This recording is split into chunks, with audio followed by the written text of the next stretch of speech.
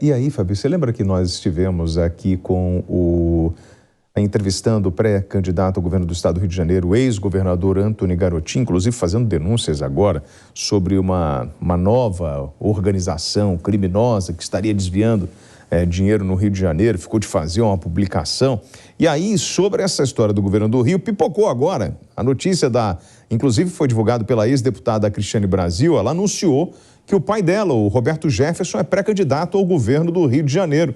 O Jefferson é ex-presidente nacional do PTB e está preso desde agosto de 2021 por decisão do ministro Alexandre de Moraes, do STF, que atendeu a um pedido da Polícia Federal que investiga uma suposta milícia digital antidemocrática. O político foi encaminhado ao presídio Bangu 8. O atual governador do Rio, o Cláudio Castro, do PL, é o nome do presidente Jair Bolsonaro para a disputa do Palácio Guanabara e, segundo as últimas pesquisas, ele está empatado tecnicamente com o Marcelo Freixo, que é candidato do PSB e apoiado pelo ex-presidente Lula.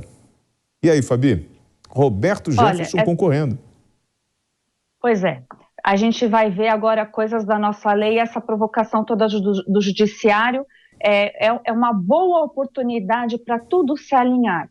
A prisão do Roberto Jefferson, até o momento, não trouxe à luz do que seria aquela condição que eu sempre aponto de que supostamente tem investigados, como na época da ditadura militar, que você não tem a denúncia, a formalização, então, da queixa-crime ali, e você tem nessa confusão julgador, vítima. O Alexandre de Moraes, o ministro Alexandre de Moraes fala de milícia digital, não existe essa configuração, né, na nossa lei, então vai ter que acertar, porque mesmo ele preso, o que diz a lei eleitoral?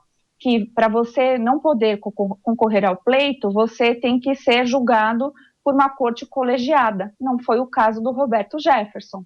Então, olha só, né, até ironia para o próprio ministro Alexandre de Moraes, que vai ter que lidar com uma situação que, se a gente for observar, ele mesmo criou, porque o devido processo legal, a Constituição, ela existe para que isso, para não vir essa anarquia, essa baderna, essa micareta jurídica que a gente está vendo no Brasil. Então, é diferente ter isso, e o PTB, o partido que o Roberto Jefferson era presidente, não é mais, hoje acho que é só em respeito ao que ele foi e é para o partido, também teve aquele mesmo problema que o PCO foi calado, as redes também foram caladas. Então, isso é preocupante, William.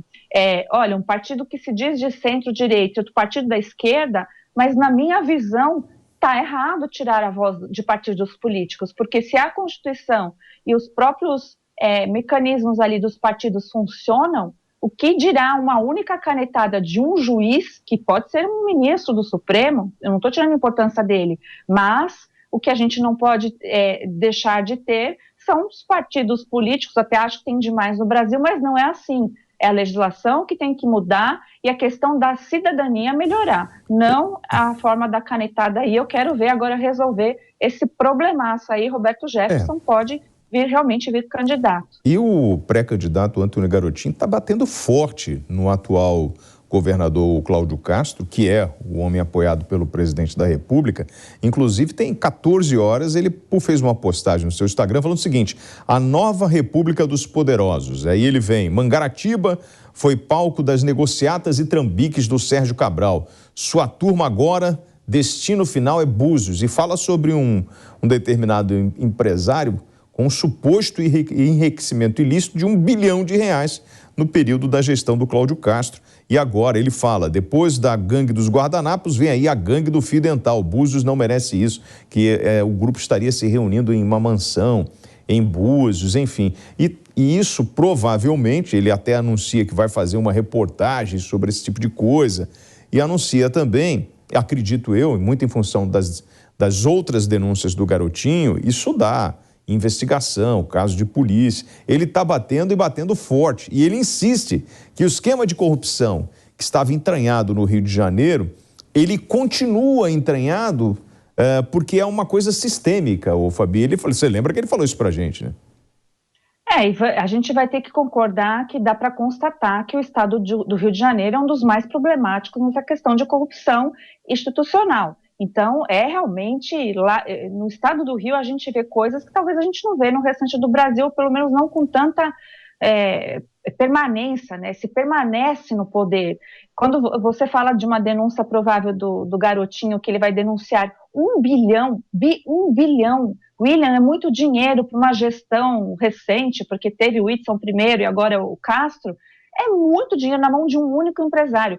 Se isso for verdade, né, porque ainda nem foi denunciado, é um escândalo novamente. E quem é que sofre? A gente sempre chama a atenção que a corrupção no Brasil, ela precisa ser controlada, ela tem que ser denunciada, ela tem que ser bem investigada, ela tem que sofrer ações judiciais lícitas, não ter nenhum errinho formal para que se dê o exemplo e se puna os culpados, porque a sensação de impunibilidade, de ausência de punir essas pessoas, ou os colarinhos brancos, dá para transferir também isso para os grandes nomes do narcotráfico, que são semelhantes, ou pessoas poderosas com muito dinheiro, que parecem que as sentenças nunca chegam para elas. Isso dá uma sensação que o brasileiro ele está jogado, e não deveria, porque a gente tem muitas leis e a gente tem gente boa sim nas instituições, em polícia civil, em polícia federal, em Ministério Público, em juiz de primeira instância, a gente precisa até repetir isso,